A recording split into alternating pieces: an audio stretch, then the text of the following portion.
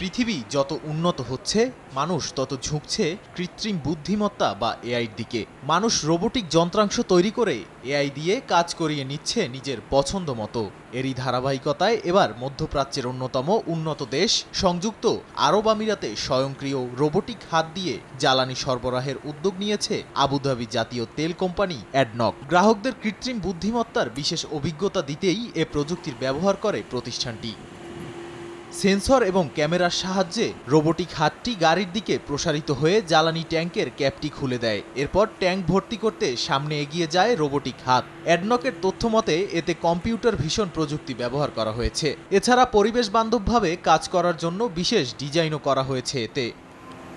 অ্যাডনকের আল রিম island service স্টেশনে এই প্রযুক্তি প্রদর্শন করা হয়। প্রতিষ্ঠানে থাকা কর্মীদের সহযোগিতা, উৎপাদনশীলতা বাড়ানো এবং সময়ের অপব্যবহার কমাতে এ প্রযুক্তি বেশ লাভজনক বলে আশা করছে কর্তৃপক্ষ। নাদিম মারজান, সময় সংবাদ।